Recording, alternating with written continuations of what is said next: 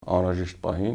Սամվել Կարապետյանը լինելու է Հայաստանի Հանրապետության քաղաքացի միայն։ Հունիսից օգոստոսի ժամանակահատվածում Նարեկ Կարապետյանը լինելու է մեր անցումային համակարգողը, անցումային ղեկավարը։ Ունենալու ենք այն երկիրը, որ հունիսի 8-ին ունենալու է նոր վարչապետ, ում անունը փաստացի լինելու է Սամվել Կարապետյան։ Մենք վստահ ենք, որ մենք ունենալու ենք բացարձակ մեծամասնություն։ Դուք ձայները տակ առաջին տեղը զբաղեցած ցանկացած ընդդիմադիր։ Այս պահին նման կարծում շատ վաղ է նման դիրքորոշում հայտնելը, գնում ենք նրան, որ հունիսի 7-ին արդեն ունենանք բացարձակ մեծամասնություն։ Գնում եք, բայց դեռ վստահ չեք։ Դուք պատրաստ եք որպես ընդդիմություն աշխատել, օրինակ 5 տարի։ Դրա մասին վաղ է ասելը, պատրաստ ենք ցանկացած պայքարի, որը օրենքի շրջանակներում է, թե լինի դա, չգիտեմ, փողոցային պայքար, ռուսի շպիոն եք։ Այդ մասին խոսում է մի ուժ, որը նախորդ 8 տարիներին պաշտոնական տվյալներով ամենաշատ կապվածությունը ունեցել է Ռուսաստանի հետ։ Խաղաղության պայմանագիր չի։ Դա կարծում եմ ընդամենը թաքնված հերթական մեր կապիտուլյացիան է։ Ուժեղ Սամվել Կարապետյան եւ Թույլ Նիկոլ Փաշինյան իրանք հենց շատ լավ բնութագրում են մեր այսօրվա վիճակը։ Նախընտրական հոսքերը կարծես թե ուրվագծվում են, ընդդիմադի դաշտում միավորումների, դաշինքների շուրջ բանակցություններ են, արդեն իսկ որոշ արդյունքներ կան։ Հիմնական քննարկման թեման ինչ ձևաչափով մասնակցել, քանի բլոկով մասնակցել, որպեսզի իշխանափոխության սցենարը ռեալ դառնա։ Բարև ձեզ, ես Արկադի Գրիգորյանն եմ, Կիզակետում այսօր նոր, բայց լուրջ հավակնություններ ունեցող ուժի ներկայացուցիչ է։ Ուժեղ Հայաստան կուսակցության անդամ Ռուբեն Մխիթարյան, բարի գալուստ Կիզակետ։ Շնորհակալություն հրավերի համար։ Մենք ենք շնորհակալ։ Պարոն Մխիթարյան, սկսենք ձեր հետ կապված ամենակննարկվող հարցից, հաստատ անդրադարձել եք բնականաբար։ Սամվել Կարապետյանին վարչապետ դարձնելու համար, ինչպես իշխանությունն է ասում, մեկ հոգու համար, իրենց խոսքը մեջ բերեմ, ուզում եք սահմանադրություն փոխել։ Ձեր մեկնաբանությունը այդպես է թե ոչ, դա ինչ է նշանակում։ Տեսեք, շատ հետաքրքիր հարց եք տալիս։ Առաջերտին կուզեմ ասեմ, որ մեր ուժի տարբերությունը ի թիվս այլ տարբերությունների կայանում է նրանում, որ մենք բաց ենք մեր հասարակության, մեր ժողովրդի հետ։ Դրա համար նախապես այդ մասին հայտարարվել է մեր հասարակությանը։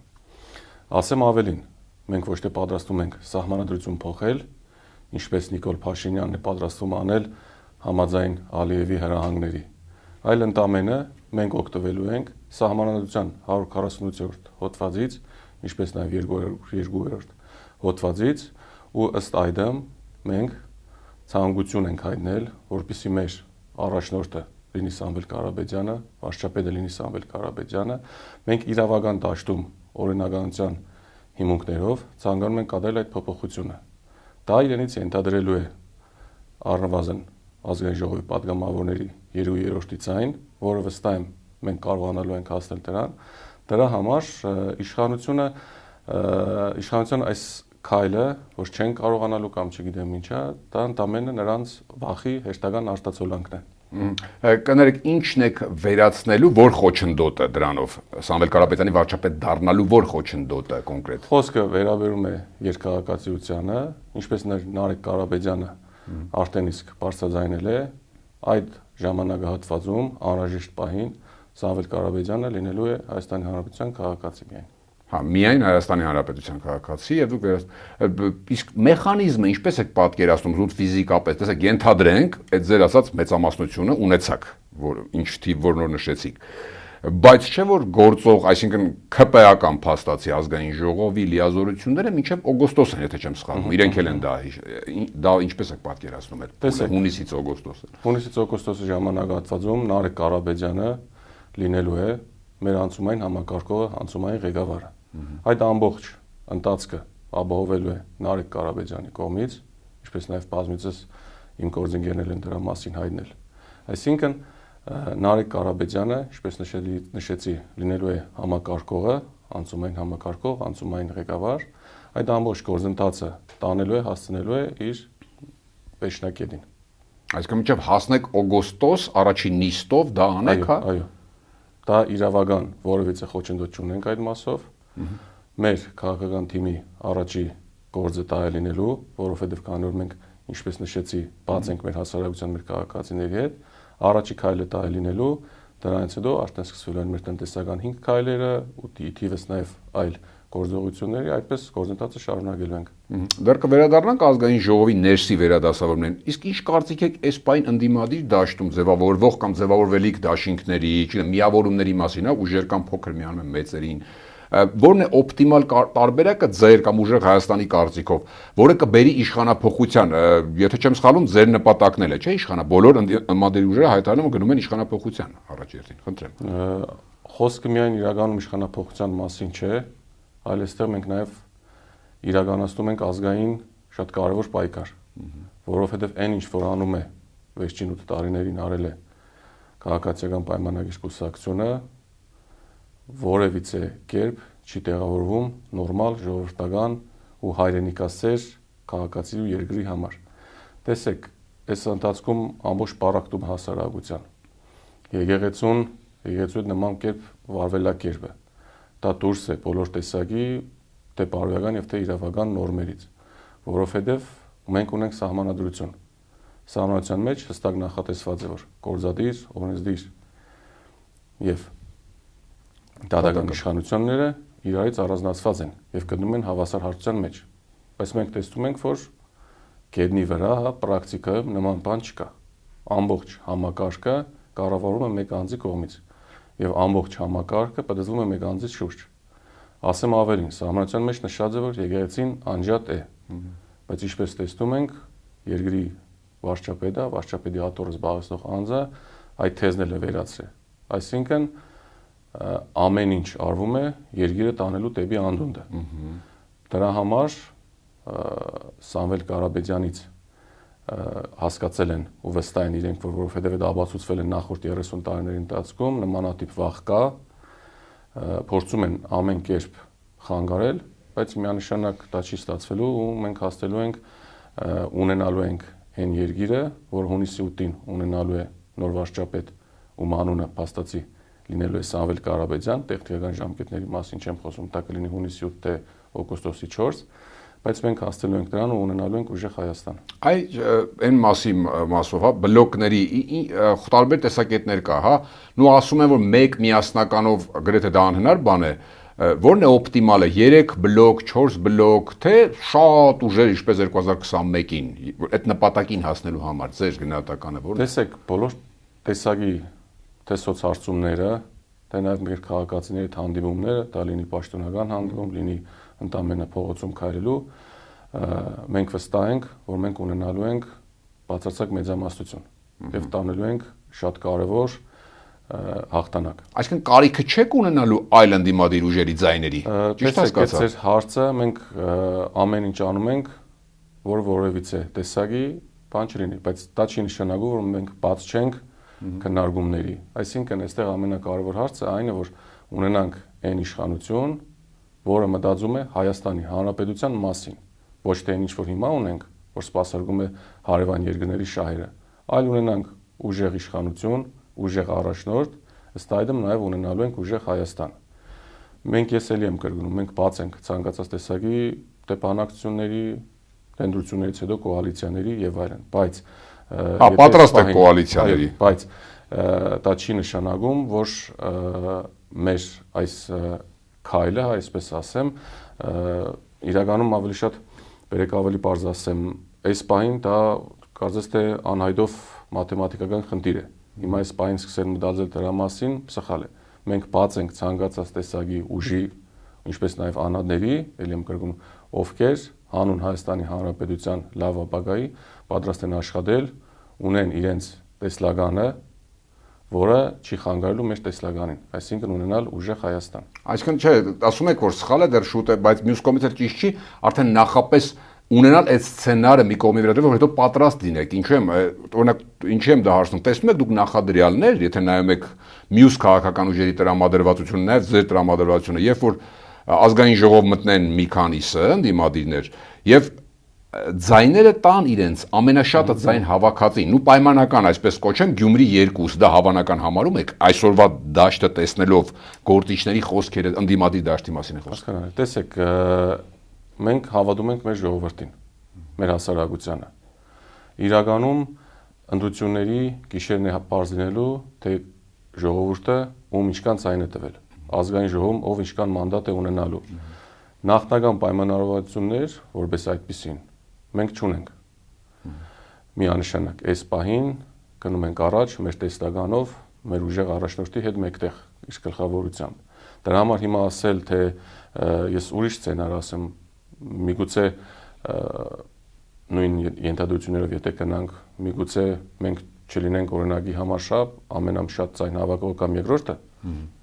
Իհարկե մենք գնում ենք այն ճանապարհով ու տեսնում ենք նաև բոլոր սոցհարցումներով,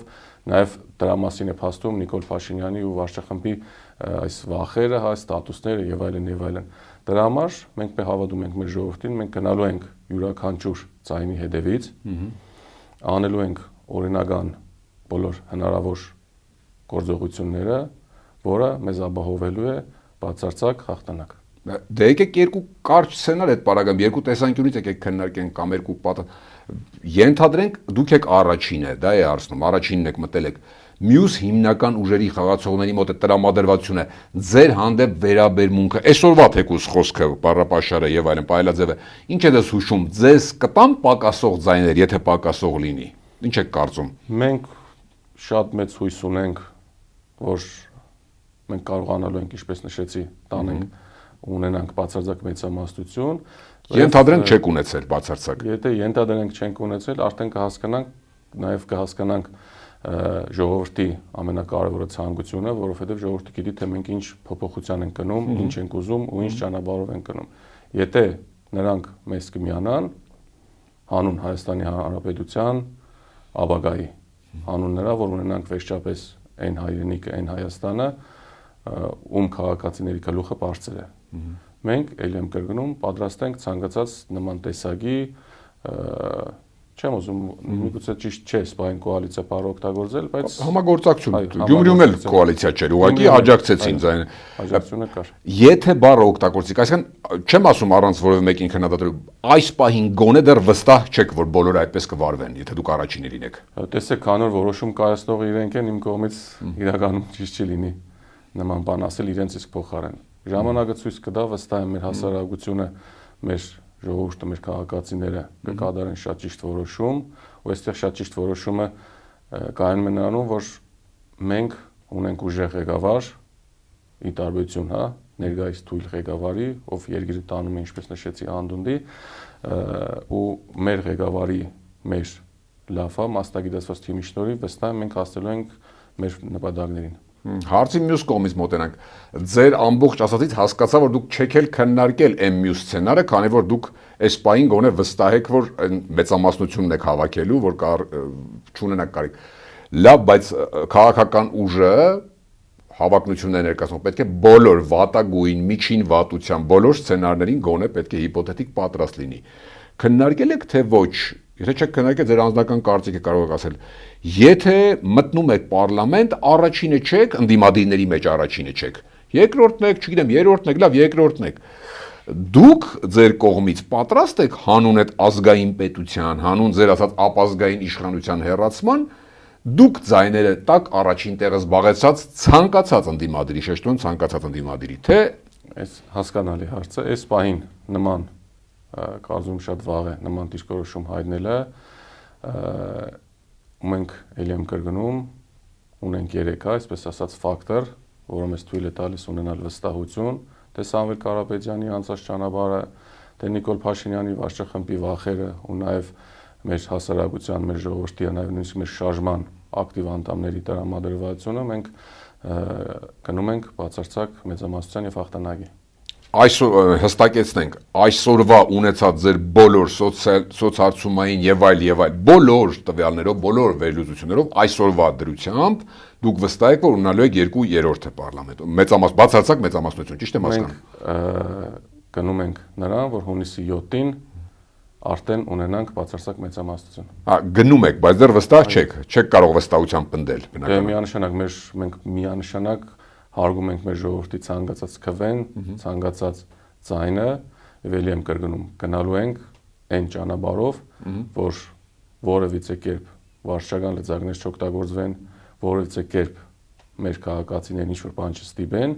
եւ վերջում արդեն հաշվագրականից հետո պարզ կլինի ամեն ինչ։ Որովհետև քաղաքագիտական կարծիքներ կան, որ որևէ ուժ անգամ իշխանությունը իր վարչական եւ առողջությամբ 50+1 հավաքելու շանսեր չունի գոնե այսօրվա դրությամբ։ Դրա համար ես նշեցի, որ հունիսի 7-ին մինչև մենք գնում ենք հենց դրան։ Լավ մի սցենար, եթե հանկարծ այնպես պատահի, որովհետև մենք ունենք նախադեպը 21 թվականի։ Էլի ուժեղ ուժ, որը վստահ էին, որ լավ էլ ձայներ հավաքել, բայց քիչ վստահ էին, հենց իրենք էին առաջինը վստահ, որ գնում են հաղթելու, երկրորդ նախագահի ուժը նկատի ունեմ, կապ չունի։ Բայց ի վերջո դարձան ընդդիմությունը, աշխատեցին, աշխատում են մինչև վերջ ընդդիմություն, խոշոր ընդդիմություն, բայց ընդդիմություն։ Եթե այսպես ստացվի, որ ՔՊ-ն մնա իշխանության, ինչ որ տարբերակով, կոալիցիոն այլ ուժեր տանելով եւ այլն, իդեպ եթե այդպիսի կանխատեսում ունեք, դա էլ կարող եք ասել կտանի, նման ուժեր կգնան, որոնք կսատարեն իրեն։ Դուք պատրաստ եք որպես ընդդիմություն աշխատել, օրինակ 5 տարի։ Այդ հարցը քննարկել եք, այդ սցենարն էլ դիտարկել եք, թե թիվ 1 նպատակը ամեն դեպքում իշխանափոխությունը ու օրինակ դուք անմիջապես հենց այդ պահին մանդատները վայր կդնեք, դրանից բխող այլ հետևանքներով, ինչը չարեց գործող ընդդիմությունը։ Տեսեք, դրա մասին վաղ է ասելը, եթե ելի եմ կրկնում մեր ժողովուրդը նման որոշում կայացնի,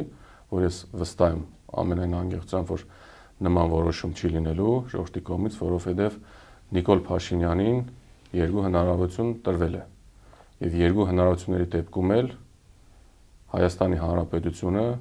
բոլոր առումներով միայն տուժել եւ տուժել է։ Դրա համար այս պահին կարծում եմ ընդդիմություն լինել չլինելը վաղ է դրա մասին խոսել, մեր ամբողջ աշխատանքը գնում է նրան, որպեսզի կարողանանք Հայաստանի Հանրապետությունը ծնկի իջած վիճակից կանգնեցնել։ Ունեք կանխատեսումներ, որ իշխանությունը ընտրությունների մոտ կդիմի, չգիտեմ, ընտրակեղծիքների, ոչ ճնշումների, կուսակցության ընդհանուր կուսակցությունների կամ կուսակցության արգելափակման, կասեցման մասնակցությունը, եւ եթե այդպես լինի ու դուք հունիսի 7-ի առավոտյան, հաջու 8-ի առավոտյան արթնանաք եւ տեսնեք, որ օրինակ կեղծիքներով է ամեն ինչ անցել եւ չի եղել են արդյունքը, որը դուք գիտեիք, ուզում եք եւ այլն։ Պատրաստ եք այդ մանդատները պահելու համար փողոցային պայքարի նման զարգացումների, ձեր ուժը ակադեմիական միայն քաղաքական դասական ոճով է գնալու, թե դրան էլ եք պատրաստ։ Եթե ճիշտ հասկացա, նկատի ունեք մոլդովական սցենարը։ Օրինակ, այո, հա, օրինակ մոլդովական է։ Մենք պատրաստ ենք ցանկացած պայքարի, որը օրենքի շրջանակներում է, թե կլինի դա, չգիտեմ, փողոցային, հա, պայքար, ակցիաներ եւ այլն, բայց որը օրենքի շրջանակներում է։ Մեր կողմից չի լինելու որևիցե տեսակի ոչ իրավաչափ գործողություն, դա հաստատ է, որովհետև մենք ի տարբերություն իրենց հարգում ենք Հայաստանի Հանրապետության սահմանադրությունը, հարգում ենք մնացած բոլոր օրենքները։ Դրա համար ելի եմ կրկնում, մենք հավատում ենք մեր հասարակությանը, մեր ժողովրդին, որ կատարելու են շատ ճիշտ որոշում, հայրենանպաստ որոշում են կայացնելու ու նմանատեսակ պայքարների կարիքը չի լինելու եւ հունիսի 8-ին առավոտյան մենք արթնանալու ենք լրիվ նոր Հայաստանում, ուժեղ Հայաստանում, ով ունենալու է ուժեղ առաջնորդ։ Ասում եք հայրենանպաստ իշխանությունները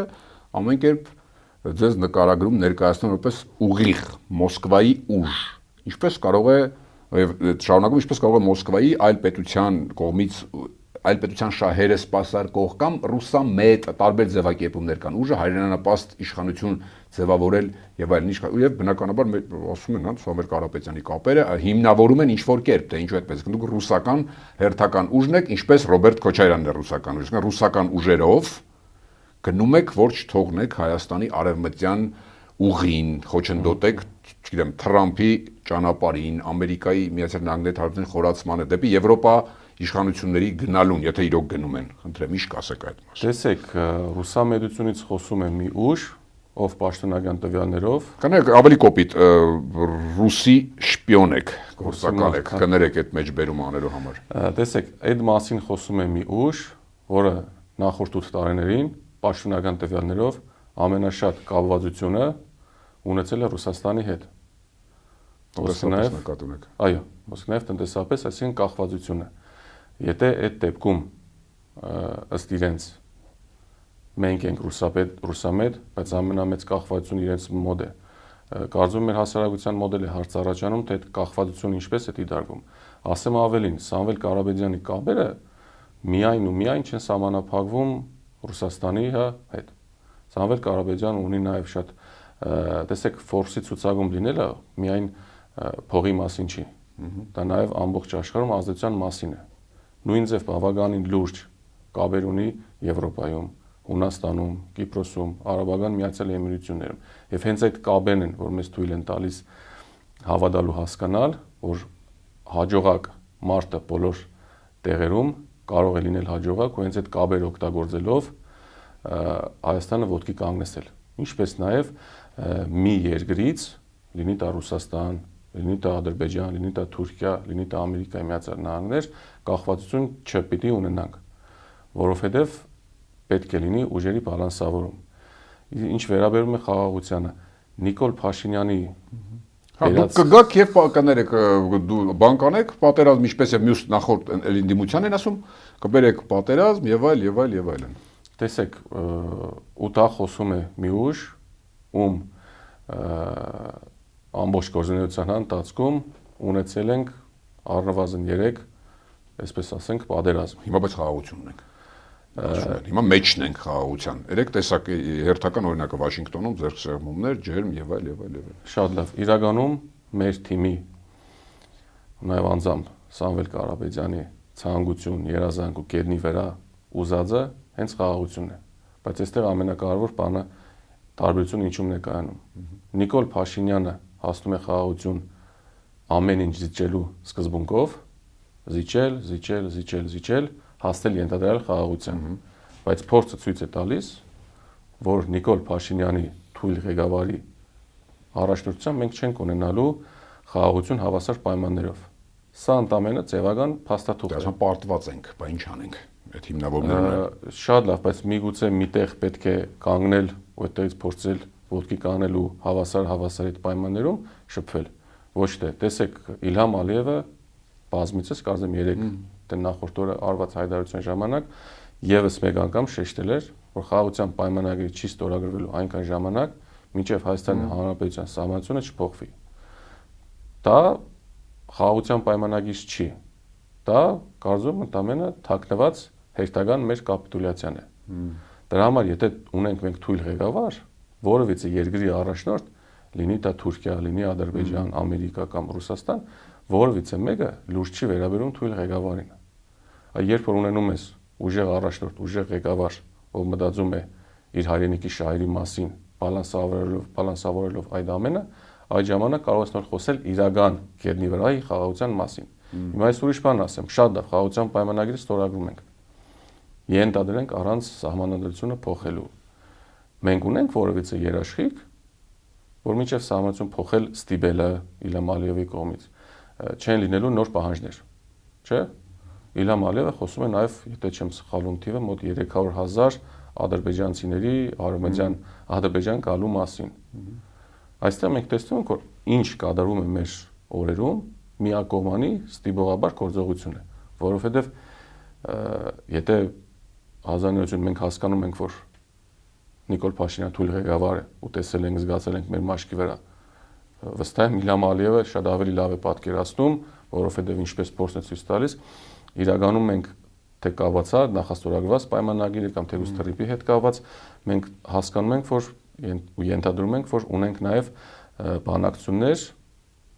որոնք թղթի վրա չեն։ Այսինքն Նիկոլ Փաշինյանի կողմից ենթադրում ենք ողջամտորեն, որ կան տրված խոստումներ, որովհետև ամեն անգամ եւս մեկ քայլ առաջ գալով հասկանալով, որ Նիկոլ Փաշինյանին այդ ամենը կոմֆորտ է, անմտնել խաղաղություն, բայց Հայաստանը մաս-մաս անել, պարակտել եւ այլն։ Այդտեղ մենք խնդիր ունենք։ Դրա համար քանի ուշ չէ, պետք է սանիվը պատմության շրջել դեպի Հայաստանի Հանրապետության կողմը, որովհետեւ ամենայն անկեղծությամբ կարծում եմ քիչ տեղ ունենք, որ կարելի է նորից անդուր դեկլարվել։ Ժամանակն է, որ անիվը հակառակ պատդվի ու օգուտ Հայաստանի Հանրապետության լինի ամեն ինչ։ Վերջին այդ բaragam հիմա իշխանությունները կասեն ու ասում են, ձեզ կասեն, օքեյ, մենք թույլ ենք, չգիտեմ, դավաճան ենք, ինչ ուզում եք ասեք, էս ենք։ Բայց բերել ենք գոնե սպայն խաղացում։ Դուք ուժեղ եք, եկել նստել եք, այս կողմում Սամվել Կարապետյանն է, դիմացը Իլհամ Ալիևը։ Սամվել Կարապետյանն ասում է Ալիև պետքա դուրս գաս մեր օկուպացված տարածքներից 240 կիլոմետր, մոռացի այդ 300,000 ադրբեջանցիների մասին, մոռացի անկլավների մասին եւ այլն։ Ալիևն էլ ասում է, հա, որ դու ասում ես, այդպես կասեմ, всё, մոռանում եմ եւ այլն։ Թե հակառակը, լավ, գնացինք, չենք բանակցում, հարցակվերով եմ այդ ամեն ինչը անում։ Տեսեք, մենք չպետք է կանխավարկածով շարժվենք, որ այսպես ասեմ, հա, Ալիևի բոլոր տեսակի ասածները պետք է ընդունել։ Դրա համար, երբ որ դու մեր փողոցային պայքարում ես, չէ, երբ որ դիմացինին ինչ որ մի պահ դու ուժեղանում ես, փոքր հասակում, չէ, մենք ինչ-որ սպորտի ենք կնում, որ հավասար հետիներ։ Երբ որ դու արդեն հավասար հետ ես խոսում, ուստեղ նաև միանշանակ կաբունի անձը, որովհետև իրականում կապիտուլյացիա ստորագրած անձի հետ որևիցե մեկը նորմալ երևույթ է, լուրջ չի վերաբերվում։ Բայց երբ որ գալիս է մարդ, ով որ մտածում է նաև Հայաստանի մասին, ով որ ունի բազմաթիվ կապեր ամբողջ աշխարհում, ով որ ունի բավականին լուրջ անցած առնվազն 30 տարվա ճանապարհ, այսինքն հաջողակ մարդ է, բոլոր տեսակի իր, հա, այսպես ասած նպատակները իրագործած մարդ, այսինքն հավանականությունը դաժե նույնիսկ համեմատելն է ծիծաղելի երկուսին իրար հետ համեմատելը, որովհետև այդ երկու բառակապակցությունը, օրինակ ուժեղ Սամվել Կարապետյան եւ թույլ Նիկոլ Փաշինյան, իրանք հենց շատ լավ բնութագրում են մեր այսօրվա վիճակը։ Իսկական Ալիևը չի ձեր կարծիքով չի համարցակվի, հա, այդ կերպ խոսել, նույն կերպ խոսել, եթե դուք ասում եք ինչպես է խոսում Փաշինյանի հետ, Սամվել Կարապետյանը, ճիշտ եմ ասում։ Ես միանշանակ վստահ եմ, որ չի լինելու նման տեսակ բան, որովհետև մել եմ ասում, երբ որ երկու անձերին անհնար է, կրկնում անհնար է դաժե համեմատել, երբ որ նաև իրենք որ տեսնեն Սամվել Կարապետյանը միջազգային կապեր օգտագործելով Հայաստանի Հանրապետությունը ցենգի իջած վիճակից կանգնեցնում է, Ալիևը այլ տարբերակ չի ունենալու, քան նստել բանակցային սեղան։ Այստեղ խոսքը նրա մասին չի, որ Սամվել Կարապետյանը ուզում է պատերազմ կամ չգիտեմ ինչ, Քավլից դրա մասին չի խոսքը, բայց բանը խաղաղությունը լինելու է միայն այն պարագայում, երբ հավասար պայմաններով եք բանակցում։ Այս պարագայում երևի չգիտեմ ուսուցիչ աշակերտի օրինակը կարծում ամենաիդեալական տարբերակն է, թե ինչ ձև Իլհամ Ալիևը ասում է ու Նիկոլ Փաշինյանը ինչ լավ ամեն ինչ իր ասածը իրականացնում է։ Ասեմ ավելին, Նիկոլ Փաշինյանի մյուս թերություններից մեկն ինչն է, Նիկոլ Փաշինյանը չափից ավել թույլ է ցանկացած տեսակի արտաքին հարաբերություններում, բայց կարող ենք ասել, որ ուժեղ է, հա, ներքին, այսպես ասած, քաղբանդարգյալների թվով կամ չգիտեմ, ներքին, այսպես ասած, ընդդիմադերներին փորձել նեղացնելով կամ նեղելով։ Դրա համար երկրի առաջնորդ ուժեղ առաջնորդը պետք է բոլոր տեղերում ուժեղ լինի, որովհետև վերջիվերջո երկրի ներքին վիճակը նաև հայելի է արտաքին հարաբերությունների համար։ Շատ շնորհակալ եմ ծրույցի համար։ Հիշեցնեմ կիզակետում այսօր ուժեղ Հայաստան կուսակցության անդամ Ռուբեն Մխիթարյանն էր, կիզակետի թողարկումներն ու շատ տեսանյութեր դիտելու համար առաջարկում եմ բաժանորդագրվել մեր YouTube-յան ալիքին, կհանդիպենք